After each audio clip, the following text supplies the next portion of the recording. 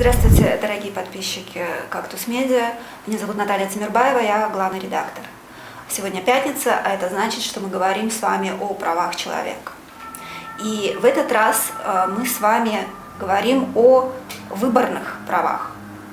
Да, я прекрасно понимаю, что сейчас в стране ситуация, когда самая актуальная тема границы, но есть темы, о которых нельзя забывать никогда, потому что от них зависит наше с вами будущее. И выборный процесс – одна из таких тем. И наши с вами собеседники, сотрудники общественного фонда «Общее дело». Аида Суюндуева, председатель правления, и Бакыт Самаков, эксперт по выборному законодательству. И вот почему мы с вами говорим-то об этих вопросах, потому что у нас с вами, вот смотрите, одни за другим проходят выборы. И, вероятно, осенью нам предстоит еще один плебисцит, это парламентские выборы, потому что парламент уже пересидел все возможные сроки. Вот готово ли законодательство страны к выборам именно в новых условиях, в условиях пандемии? Как вы думаете, что вы можете сказать по этому поводу? Добрый день, Наталья. Спасибо, что вы пригласили нас на сегодняшнюю передачу. Вы очень правильный вопрос задаете, потому что действительно мы за последние несколько месяцев, меньше чем за год, мы уже прожили 5 выборных кампаний, и все они проходили, то есть я считаю, не только парламентские выборы, но и досрочные выборы президента и вопрос о форме правления, также местные выборы и конституционный референдум, да? То есть в целом получается 5 выборных кампаний. Все эти выборные кампании проходили очень сложные для Кыргызстана условия. То есть налицо был общественно-политический кризис в стране, нестабильность, экономический спад, а также пандемия.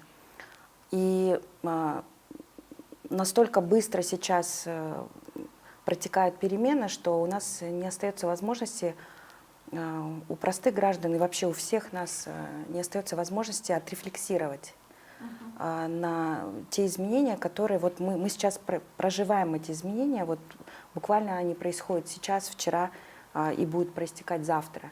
И это нас всех заставляет сейчас думать и действовать намного быстрее, чем если бы это все проходило в спокойных условиях и согласно календарного плана. Что важно отметить, это то, что сейчас будет меняться параметры избирательной системы. То есть буквально через несколько недель или несколько месяцев у нас появится новый закон конституционный о выборах депутатов Джогурку Кенеша и президента. И так новая конституция, которая была принята, очень важно отметить, что новая избирательная система, ее параметры там не рассмотрены. Да? То есть там содержится отсылка на новый конституционный закон, который сейчас разрабатывается. И для нас, что это означает для граждан Кыргызстана? Это означает, что мы должны очень активно, не просто, мы должны очень активно отслеживать все те изменения, которые будут сейчас проходить, и все обсуждения, которые будут происходить в парламенте. Мы должны попытаться максимально вникнуть в то, какой будет сейчас избирательная система, как она поменяется, что поменяется.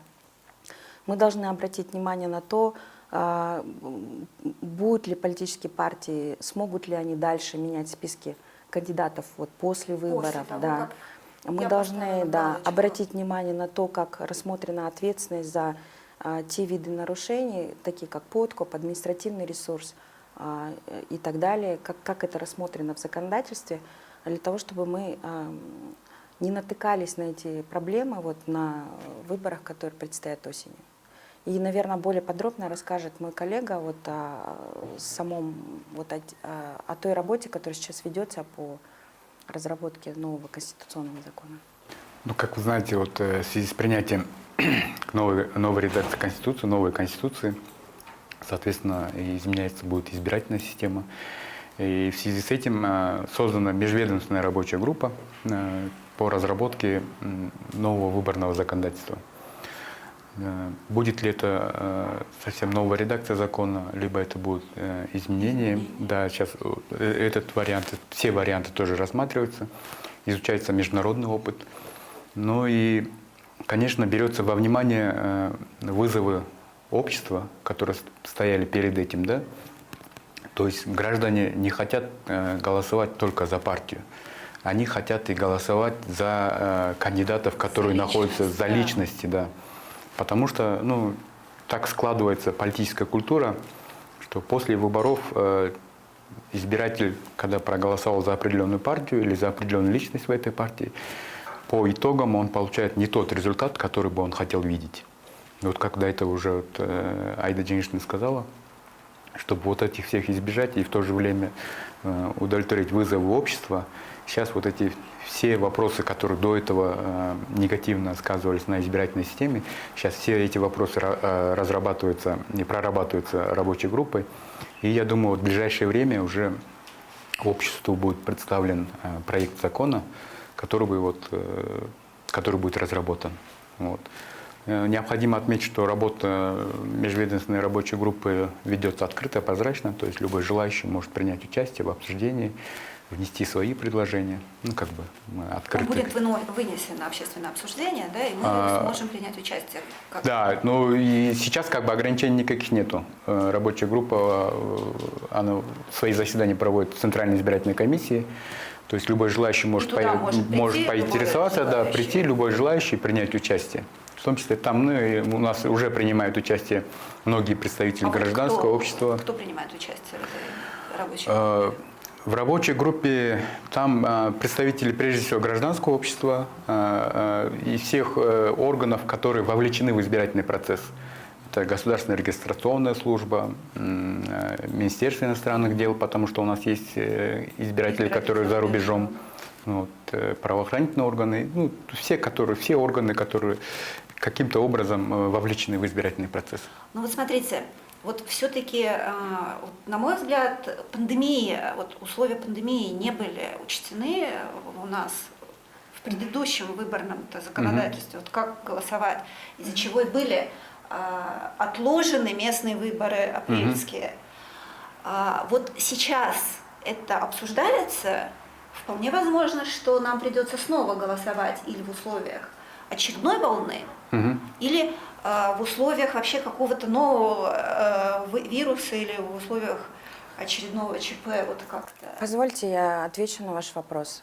Это очень важный вопрос, потому что пандемия – это глобальный вызов. Да? Практически каждая страна в мире столкнулась с таким вызовом, когда нужно решать одновременно две задачи. Первая задача – это минимизация рисков для того, чтобы граждане могли заразиться в ходе выборного процесса. А вторая задача, она противоположна. Это создание условий для того, чтобы граждане стран мира могли реализовать свое конституционное право на то, чтобы принимать участие в выборах. То есть это две диаметрально противоположные задачи, и здесь нет решения, которое может позволить полностью решить эти две разные задачи. Да? То есть в любом случае нужно проводить голосование, и просто можно говорить о том, что минимизировать какие-то риски. Но нет такого варианта, который совершенно безопасен полностью на 100%. Поэтому очень многие страны, когда только пандемия наступила, какие-то страны откладывали голосование. Вот мы тоже, да, в частности, вот по 5 городам выборы в местной Кенеше были отложены в связи с пандемией. Но при этом невозможно откладывать выборы годами. Да? И пандемия, она с нами надолго, и уже все говорят о том, что мы должны научиться с ней жить. То есть необходимо сейчас, и я думаю, что Кыргызстан, он с этой задачей справляется. То есть если мы видим, что на октябрьских выборах было сложно, например, с выездным голосованием, да, то есть это впервые столкнулись с такой задачей, как полностью обеспечить безопасность, например, членов участковой избирательной комиссии, которые организуют выездное голосование, наблюдателей, избирателей, то сейчас уже есть алгоритм, есть определенный порядок действий, которые уже участковые избирательные комиссии знают, что нужно его придерживаться. И ну, практически на практике уже наша страна уже уже организовала несколько выборных кампаний в условиях пандемии. Ну вот смотрите, как раз с выездными, это комиссии, с выездным голосованием возникли проблемы. Да? Вот Да. На нескольких участках в Бишкеке были отменены именно результаты выездного голосования. Вот это с чем связано? Это необходимо совершенствовать механизм, необходимо совершенствовать выборное законодательство или что произошло? Ну, это, наверное, не так связано с пандемией, это больше связано со злоупотреблениями, да? В частности, со стороны отдельных политических партий, которые привлекают кандидатов, которые привлекают домкомов.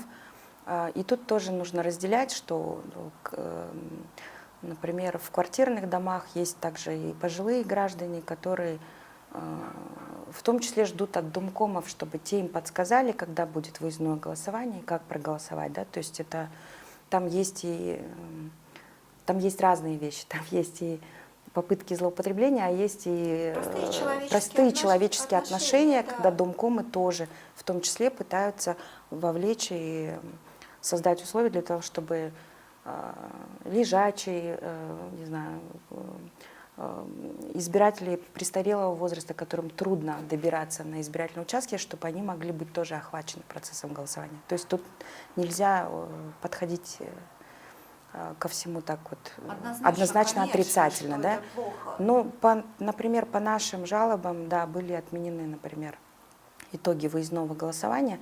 И это Не только в Бишкеке, в Аше. и не только в Бишкеке, но и в Аше. Но это вопрос культуры, да? Культуры участия отдельных политических партий, кандидатов в выборах.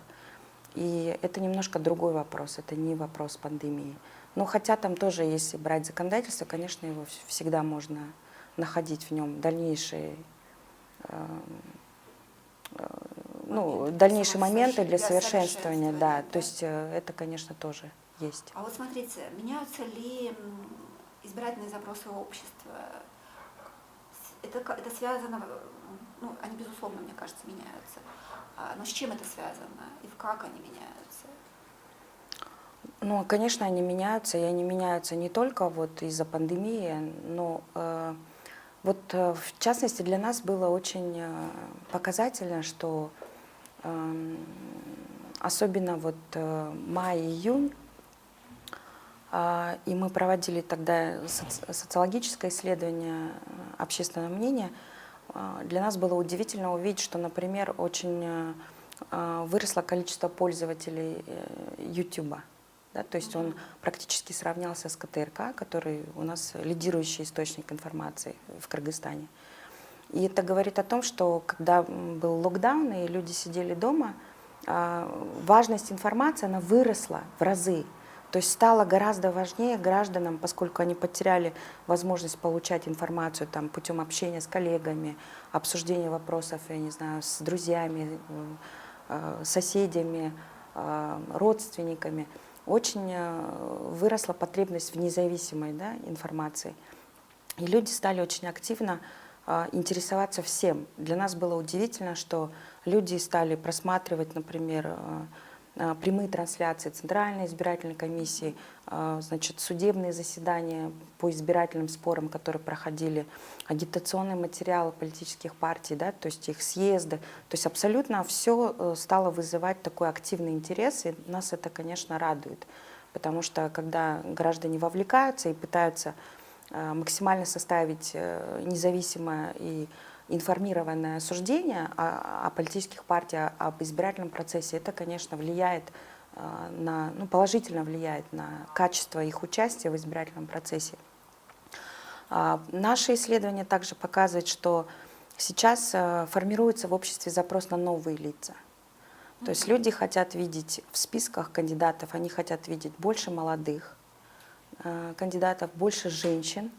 Вот как ни странно, если, например, какие-то годы, вот когда только-только поднимался вопрос о квотировании женщин, например, у нас была такая проблема, что женщины, избиратели не хотели голосовать за женщин. Да? Сейчас такой проблемы мы не видим. Сейчас мы видим наоборот, люди говорят, что должно быть больше женщин в политике. Это по всей стране или Это- все-таки Бишкек? Это по всей стране. Это по всей стране.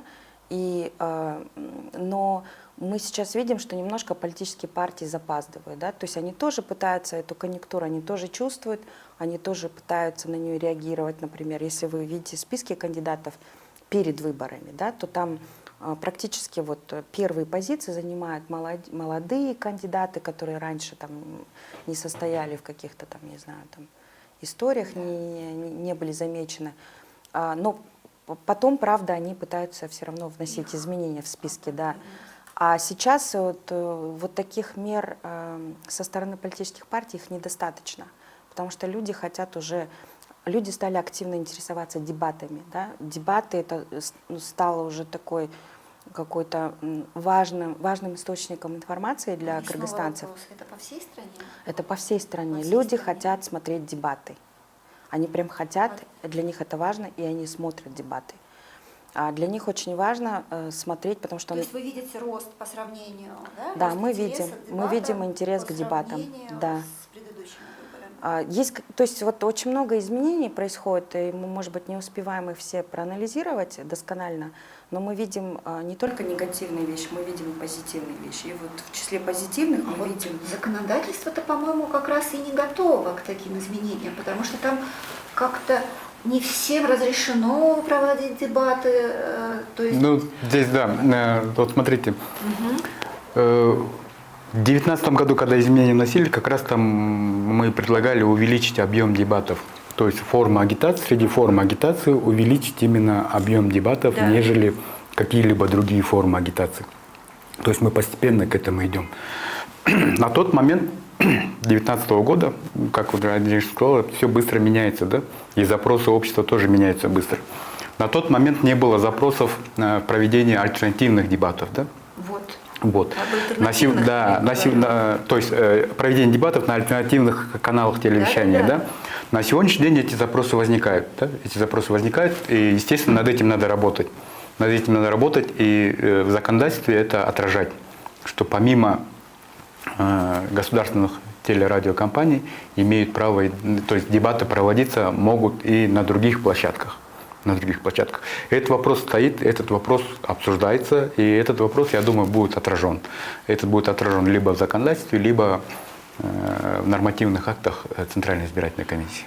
Вот можно я вот просто вдобавок просто вашу мысль еще раз, мне хотелось бы обратить внимание тех, кто смотрит эту трансляцию, что вот та работа, которая сейчас ведется по совершенствованию законодательства, она для всех нас предоставляет хорошую возможность. Это может быть, да, она протекает в очень сжатые сроки, как обычно, и нам нужно когда-то отойти от этой практики, когда незадолго до выборов меняются правила игры. Да? Я надеюсь, что это время придет. Но несмотря на все это все-таки прекрасная возможность сейчас решить на законодательном уровне те проблемы или те пробелы восполнить, которые есть в действующей.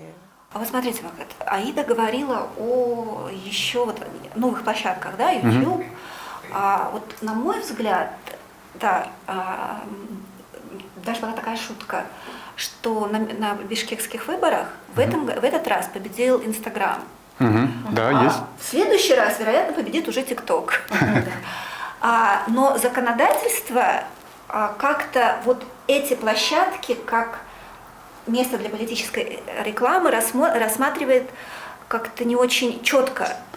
Вот что, как вы думаете? Вот смотрите, опять же, все зависит от того времени, да, то есть законодательство, когда оно было принято, когда оно как бы работало, тогда еще развитие технологий или социальных сетей, вот, социальных страниц не на таком уровне было. Да? Сейчас мы видим вот, действительно тренды. Хочу просто пример привести. Это вот местные выборы не Бишкека, вот, более сельской местности.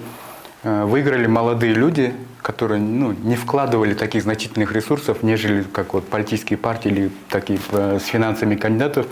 Они вот с помощью социальных соцсетей, соцстраниц, у них это получилось. у них это получилось, мы это видим. Вот. Другой вопрос, что здесь встает проблема учета финансовых средств, то есть оплаты, да, оплаты за контент.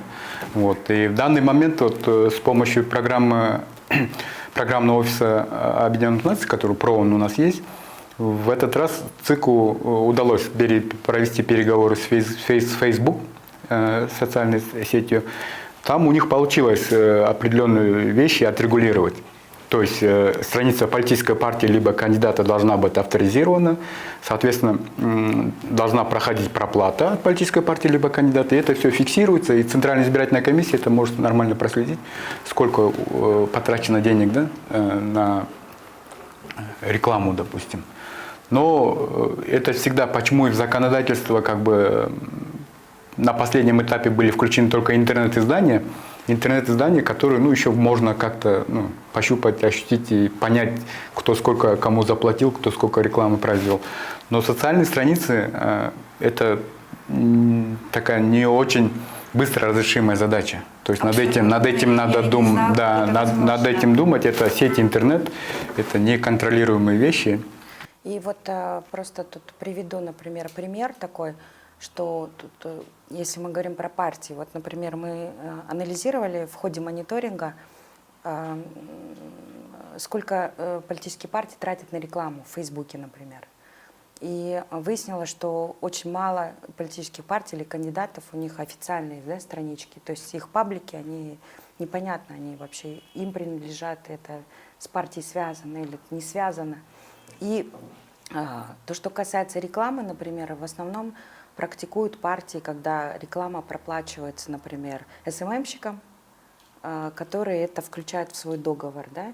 Что осложняет, например, задачу мониторинга. Например, мы не совсем видим, например, как мы видим, что они затратили какие-то средства, но как были оформлены эти платежи, это может только увидеть контрольная ревизионная группа при Центральной избирательной комиссии, которая получает вот эти отчеты финансовые. И там еще есть, смотрите, я весь этот период я боялась что-то опубликовать про выборы и кандидатов у себя на личной странице, потому что ведь все равно я не просто Наташа Тимирбаева, я главный редактор «Кактус Медиа», и любое упоминание, да, кандидата может быть воспринято как туда, как сюда. Понятное дело, что мне никто не платил, но мало ли, вот это, мне кажется, очень серьезный пробел. Здесь да. вопрос на границе получается. Да. С одной стороны, разрешено как все, бы, что не запрещено. Здесь вы не можете выразить свою позицию как гражданина, нежели главный редактор как Да. Где вот отделить меня? Да. И это очень. Да. И поэтому я уже, чтобы ненароком ничего не нарушить, я просто молчала. Да, вот это, кстати, очень... Я рада, что вы этот момент отметили, потому что, на наш взгляд, вот как раз-таки этот вопрос, он должен быть лучше рассмотрен в законодательстве. Необходимо разграничить понятие информирования и агитации. Потому что вот сейчас для СМИ, например, гораздо безопаснее просто перестраховаться и просто платную агитацию размещать. Информирование может подпасть под агитацию или может быть, да, истолковано. И если мы говорим о том, что посмотрим на практику, то не так много независимых изданий, например, или вообще СМИ, которые размещают сейчас собственное редакторское освещение выборов. Да? То есть вот такого контента пока, он уже появляется, это хорошо, но его пока недостаточно. А для того, чтобы это стимулировать, необходимо все-таки это разграничить, да, потому что есть информирование, и такая задача, она у СМИ всегда есть, будет, и от нее, да, и эта задача эта функция очень важна. И граждане именно от СМИ хотят получать вот такую аналитику, и сейчас запрос на аналитику тоже вырастает. Конечно. Потому что мы не знаем, нам очень сложно стало ориентироваться простым гражданам, избирателям, когда мы видим, что вот какой-то определенный кандидат, вот он был в списке Мекенима, потом он был, до этого он был еще в каком-то списке, а на предыдущих выборах он был вообще в другой партии. Завтра Нам очень... будет другого Да, списка. и нам очень сложно отслеживать эти моменты, а поскольку избирательная кампания, вот агитация, срок агитационной кампании, он очень короткий, нам нужно проанализировать очень большое количество информации, например, там, по спискам, по каждому кандидату, по программам, и мы просто не успеваем, поэтому нам необходимо полагаться на СМИ.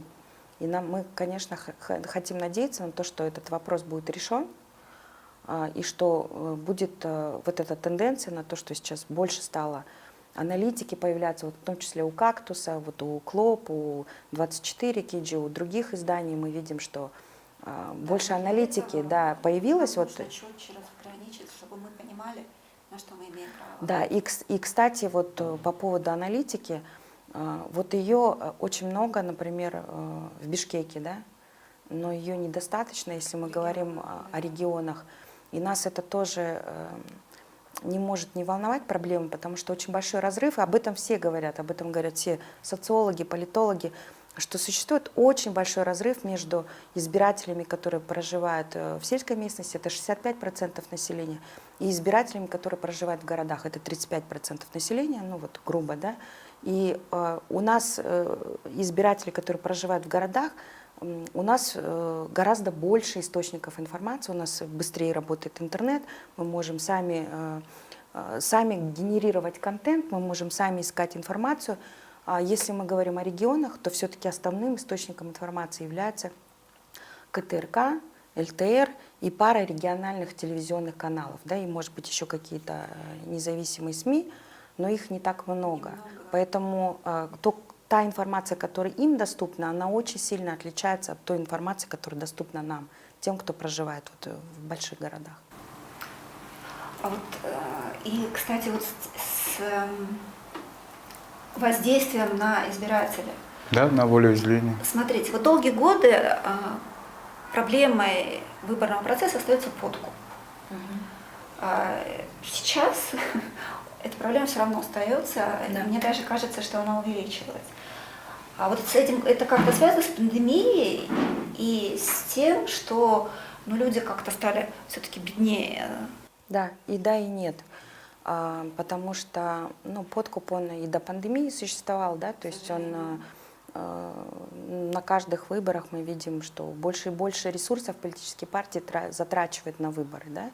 Это такая тенденция, которую уже последние несколько лет мы видим, она в сторону увеличения, расходы партии идут. Но мы проводили исследования по этим вопросам, и выяснилось, что на первом месте причина, по которой избиратели продают голоса, это не деньги, а это, как ни странно, желание решить инфраструктурные проблемы, то есть доступ к электричеству, газу, воде, не знаю, дорогам. То есть это мы говорим себе лично в карман, да, а для вот. То есть они пытаются, потому что эти вопросы сообщества. не решаются, да, местными властями в полной степени, они пытаются использовать выборы для того, чтобы за счет кандидатов и политических партий определенных хотя бы как-то приблизить решение этих вопросов. То есть мы говорим, что на первом месте у нас все-таки инфраструктурный подкуп. И здесь нужно разделять. Конечно, еще есть подкуп в виде денежного вознаграждения, но это то, что непосредственно в ходе агитации, да, происходит, и, может быть, в день голосования. Но вот про инфраструктурный подкуп это более сложный вопрос, потому что он может происходить и за год до выборов, и за 2 года до выборов. То есть я сейчас говорю о тех, например, о тех депутатах городских кенешей, которые, например, сидя, да, в этих городских кенешах, там через домкомов, они пытаются решать вот эти местные проблемы, да, и это происходит, может быть, там, я не знаю, в течение задолго до выборов, да, то есть это может год, 2, там, 3 до выборов, а потом они еще активизируются, еще и дополнительно как-то стимуляцией занимаются. И тут вопрос стоит такой глобальный вопрос стоит о том, как мы можем в Кыргызстане создать действительно повысить справедливость избирательной системы, потому что у партий разные, да, совершенно разные возможности. И если мы хотим стимулировать приход новых, молодых и не дискриминировать политические партии, то мы тогда должны подумать о том, как на уровне государства мы должны подумать о том, как снизить роль денег в избирательном процессе. Да? Потому что если, смотрите, 35 дней до дня, 35 дней агитация. Если программу политической партии нельзя публиковать до дня агитации, то получается, что в плюсе только те партии. Ну, я очень просто сейчас, простым языком пытаюсь объяснить, что у тех, у кого больше денег, больше офисов, больше людей, больше билбордов, больше рекламы, естественно, у них есть такое большое преимущество перед теми партиями, которые пытаются каким-то образом с ними конкурировать.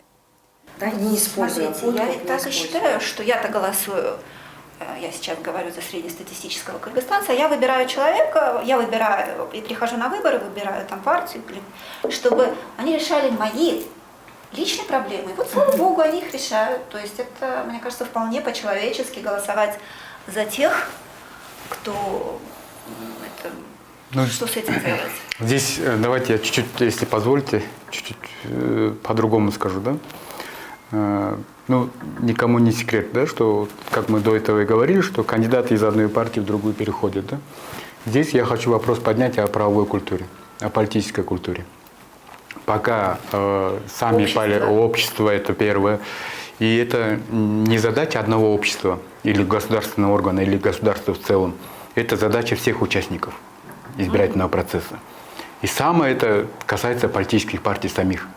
То есть пока сами политические партии у себя не будут повышать политическую культуру, правовую культуру, все изменения законодательства, пусть оно будет хоть совершенное, там, суперсовершенное законодательство, оно будет все как бы разбиваться и разлетаться, если у самой политической партии, у кандидатов не будет этого желания проводить выборы честно и конкурентно, да? А мы по факту что получаем? Мы по факту получаем кандидатов, которые из выборов в выборы проходят депутатами. У них все уже те старые схемы получения голосов отработаны с помощью тех же домкомов, либо других лиц, да? И они вот эти все механизмы, все вот эти схемы тащат из выборов в выборов. Ну, может быть, под различным флагом партии, да? Но мы должны, вот именно вот это зло, да, получается у нас сейчас. Потому что нету правовой культуры, потому что у всех одна цель, мы должны получить голоса любой ценой.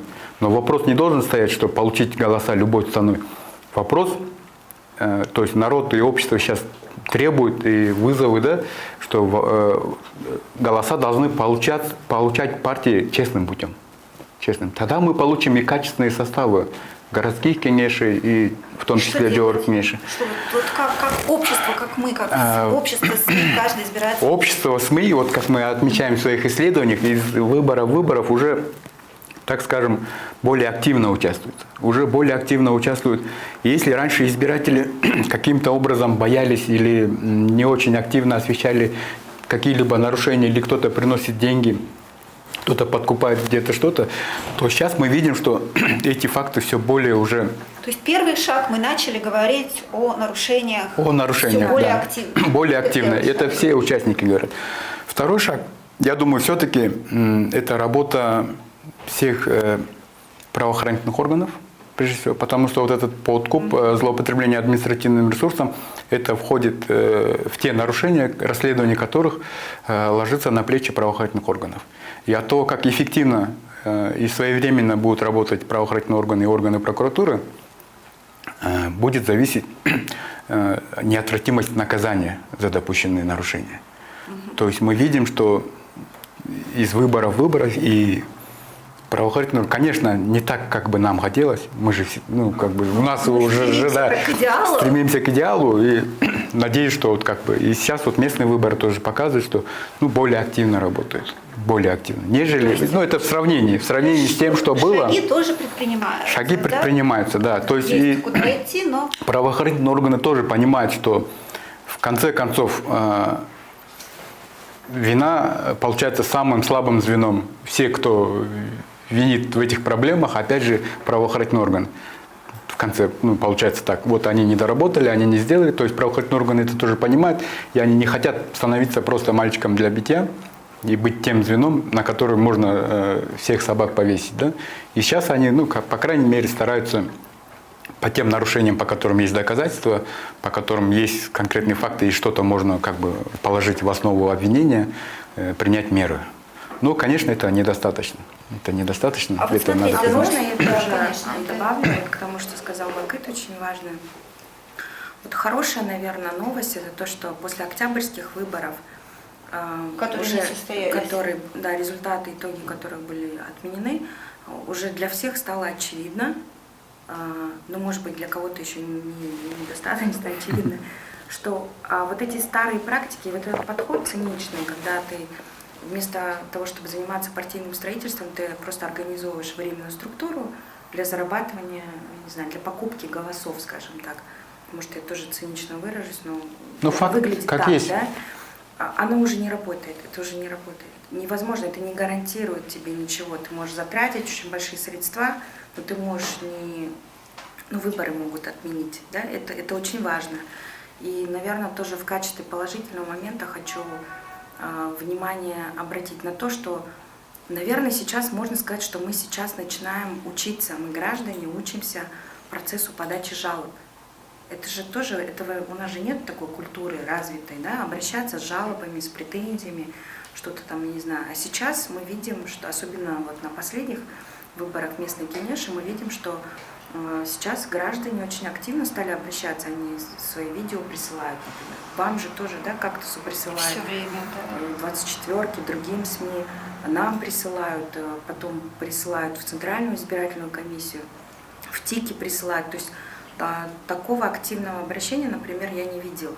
Но чем больше будет этих жалоб, тем лучше, да? Чем больше будет этих жалоб, тем более активно будут правоохранительные органы реагировать и расследовать. Соответственно, да? тем меньше их будет на самом деле. Конечно, это же, то есть вот все те кандидаты партии, участники избирательного процесса должны понимать, у них должно быть сознание, что за любое нарушение будет неотвратимость наказания.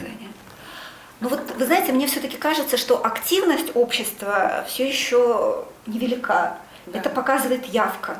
Да, явка у нас. Вот она очень низкая. И если на местных выборах, парламентских выборах, да, она не принимается в расчет, то на референдуме мы едва дотянули до порога.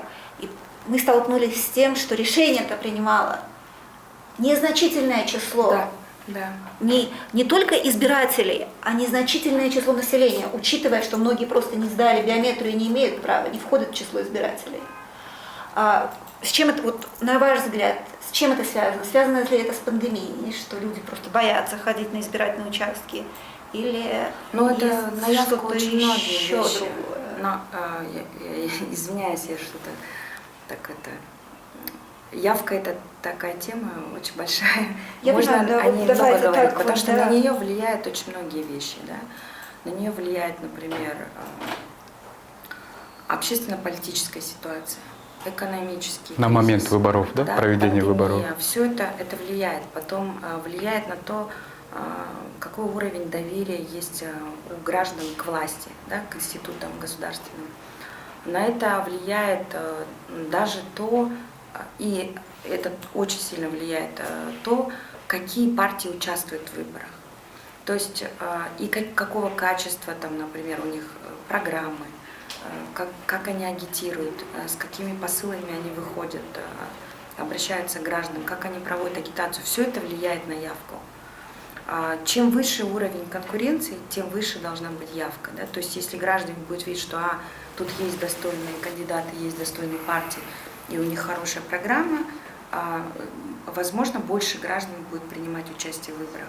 Я хотела бы тут тоже, пользуясь случаем, сказать, что мы сейчас уже должны научиться тоже с политических партий спрашивать более серьезно. То есть мы должны вот это перестать, знаете... Мы как гражданское общество. Как гражданское общество, как граждане, мы должны перестать говорить, ой, там, у них нет денег, или у них нет того, или у них нет еще чего-то, или вот не созданы условия.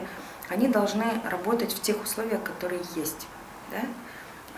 И если они уже идут в политику, они должны туда приходить надолго, и они должны быть, использовать все возможности для того, чтобы влиять на эту политику. И в том числе политики, они должны нам показывать,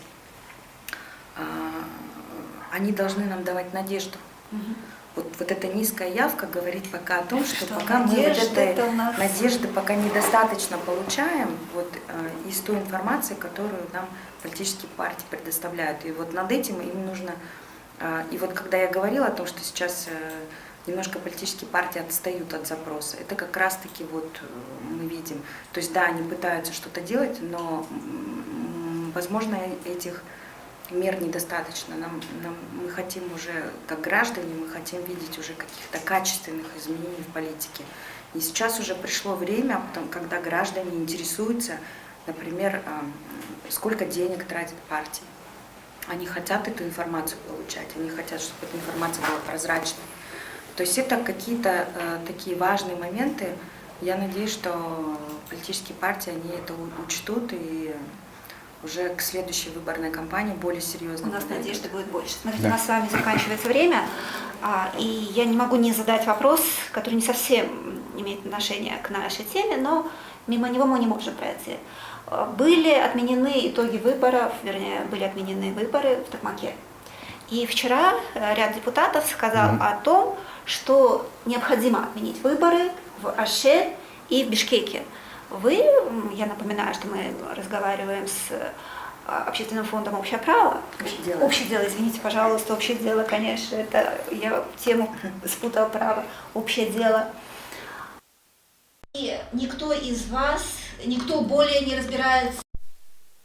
Вы наблюдатели за выборами, вы знаете, как они проходили.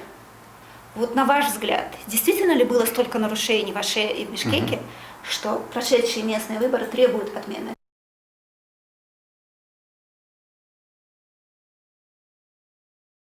Наблюдение. Мы сейчас продолжаем наблюдение за рассмотрением избирательных споров. Поэтому у нас финальная оценка будет чуть позже, дана, когда уже все процессы завершатся.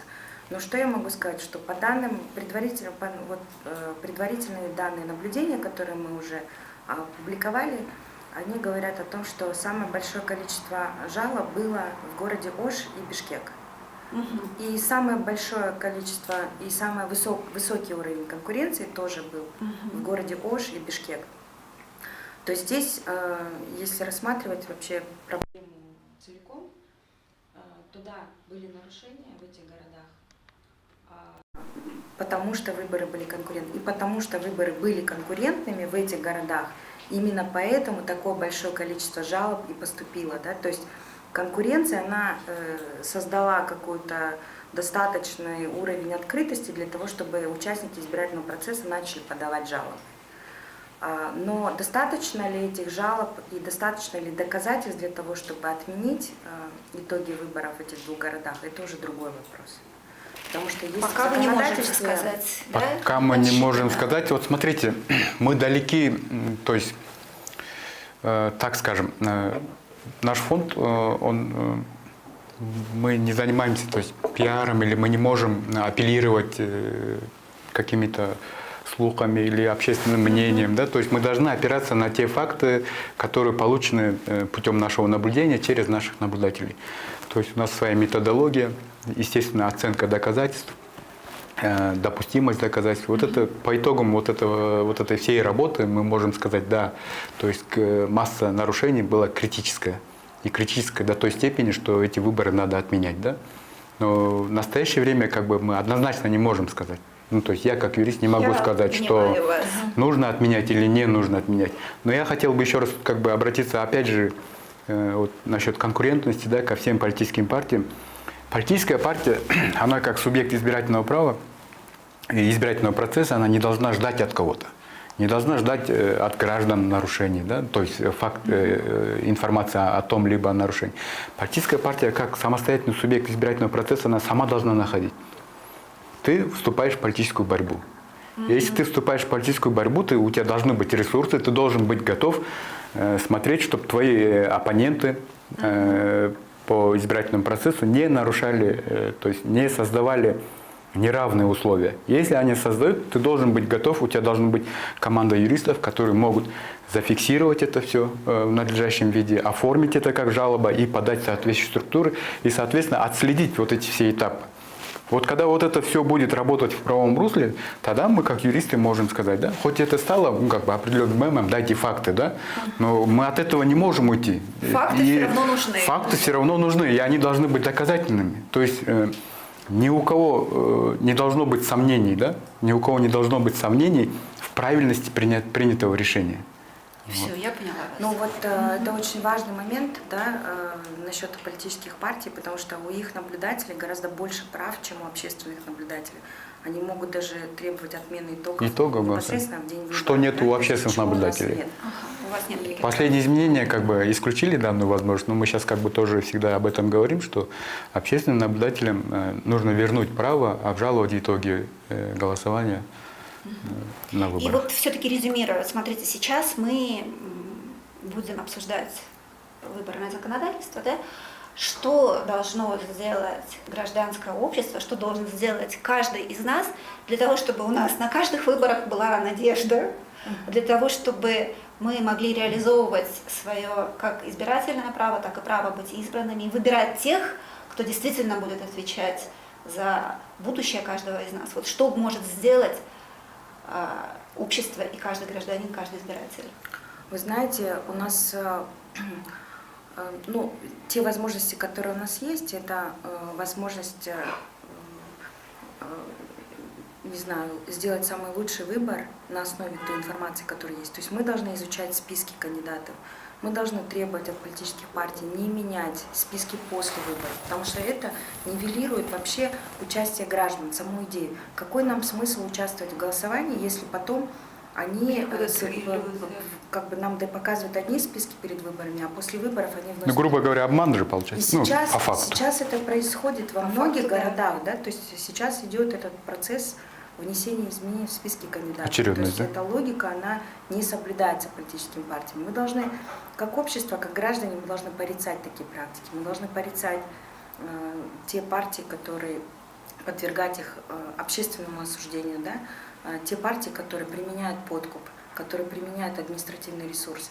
Мы должны еще больше говорить об этом, чтобы стало понятно тем партиям, которые все-таки, кандидатам, которые хотят использовать такие методы, что это неприемлемо. И вот мы должны очень внимательно изучать программы кандидатов. Мы должны с них требовать, чтобы они нам не писали вот эти двухстраничные лозунги, да, такие общими словами. А они должны нам сказать очень конкретно, что они собираются сейчас, что они предлагают, например, делать в Баткене, да, по нормализации ситуации, как они предлагают нам решить пограничный вопрос, чтобы мы к этому не возвращались, чтобы не было жертв. Как они должны сейчас развивать экономику. То есть по каждому из этих больших блоков они должны предлагать нам очень конкретные решения. Мы должны уже перестать, вот, к сожалению, мы пока еще остаемся таким очень доверчивым народом, и мы как-то можем на красивые речи и на красноречие политиков еще мы покупаемся, да, вот, то есть они нас все-таки... Не только на красноречие, я здесь перебью, даже на красивое лицо некоторые покупаются, да, ну, как бы это есть, это не... Но нам нужно, необходимо сейчас сделать самое большое внимание, мы должны сейчас максимальное внимание уделить вопросам именно политических партий. Как они работают, что они нам предлагают, потому что это они нам предлагают на следующие 5 лет, да, это серьезно, это, вот сейчас молодежь любит слово такое, commitment, да, то есть это мы, если их выбираем, то у нас в течение 5 лет не будет возможности от них избавиться, да, то есть мы должны будем жить не хочешь, с этим терпеть. выбором в течение 5 лет, и это очень серьезно, и поэтому нам нужно к этому подходить очень серьезно. А что касается законодательства, вот как мы можем повлиять? Можем быть? Законодательство, вот я как бы опять хочу с обратной стороны зайти. Да, законодательство мы можем поменять. Мы и каждый раз стараемся, и общественный фонд как бы свои... По каждому выборному процессу у нас есть отчет, и по итогам этого отчета у нас рекомендации по изменению законодательства. То есть те проблемы, которые мы увидели и которые не отражены в законодательстве, мы всегда пытаемся их, ну, первое – это сообщить о них, о наших рекомендациях. Второе, конечно, пролоббировать, чтобы они были бы учтены в законодательстве. Но я хочу с другой точки зрения посмотреть, какое бы мы законодательство ни написали, суперсовершенное, и, во-первых, во-вторых, в законодательстве невозможно все отразить. Все предусмотреть невозможно. И здесь самую главную роль, о том мы и как бы весь диалог наш, я пытаюсь это донести до политических партий, до кандидатов, правовая культура. Пока политические партии, кандидаты не будут у них совершенство правовой культуры, все нормативно-правовые акты, какие бы ни принимались, они не будут работать. И если человек... Сейчас как получается? Законодательство есть, кандидаты политические партии пытаются его обойти. Да? Пытаются обойти. Но общество должно сказать, что мы больше далее нетерпимы. То есть показать свою нетерпимость к тем нарушениям, которые допускают политические партии. Что мы уже, как бы не мальчики, не те молодые люди, которых можно уже вокруг пальца водить. Хватит, да, время пришло, когда политические партии должны сами соблюдать. И начинать прежде всего с себя. Все понятно. И можно еще последнюю, очень быстро я скажу, очень важную вещь, пользуясь этим моментом, что нам нужно обратить внимание, нам необходимо провести очень широкую разъяснительную работу по новому законодательству. И необходимо способствовать тому, чтобы гораздо больше информации, независимой информации было на кыргызском языке. Да? То есть мы должны вот этот разрыв информационный тоже над ним работать. Еще один момент я хотел сказать. Вот относительно наказания. Да? То есть субъекты избирательного процесса, в данном случае кандидаты, да, или вот мы говорим о политических партиях, не должны, если они хотят показать свою чистоту свою и дать надежду избирателю, не надо ждать, пока тебя поймают за руку, да, какого-либо кандидата и жертвовать этим кандидатом. Политическая партия, если они действительно хотят показать народу, да, что они честно, готовы в дальнейшем к честной борьбе, если их кандидат провинился, у политической партии есть право. Почему бы я ни одного прецедента не вижу, когда политическая партия сама исключает за допущенное нарушение кандидата в своем списке. Избирательные фонды, мы должны очень внимательно... И избирательные фонды. Это тоже немаловажно. Нам нужно знать, за чьи деньги финансируется партия. К сожалению, у нас истекает время, у Инстаграма ограничено время эфира. Я думаю, что мы еще будем с вами встречаться в момент обсуждения выборного законодательства для того, чтобы информировать читателей, для того, чтобы информировать общественность. Что касается кыргызского языка, то вот наш с вами эфир будет затем закачан на YouTube и переведен на кыргызский язык, «Кактус Медиа» русскоязычное издание, но у нас есть «Кактус КГ», и на кыргызский язык мы тоже переведем чуть позже. Мы с вами говорили, уважаемые читатели, о трендах в выборном законодательстве, о выборах. И я думаю, из нашей с вами беседы вы поняли, что очень многие проблемы, современные проблемы общества проистекают в том числе из-за того, что у нас нет с вами нормального выбора, что нарушают наше право избирать именно того человека, кого мы хотим выбрать. И именно поэтому мы сегодня говорили с Аидой Суиндуевой, председатель правления Общественного фонда «Общее дело», и Бакытом Самаковым, экспертом по выборам Общественного фонда «Общего дела». О выборах мы будем продолжать эту тему. Следите, это очень важно, тем более сейчас изменяется выборное законодательство. Спасибо вам большое. Наш эфир был очень продуктивен. Я думаю, что мы с вами еще встретимся. Спасибо вам большое. Спасибо. Большое спасибо.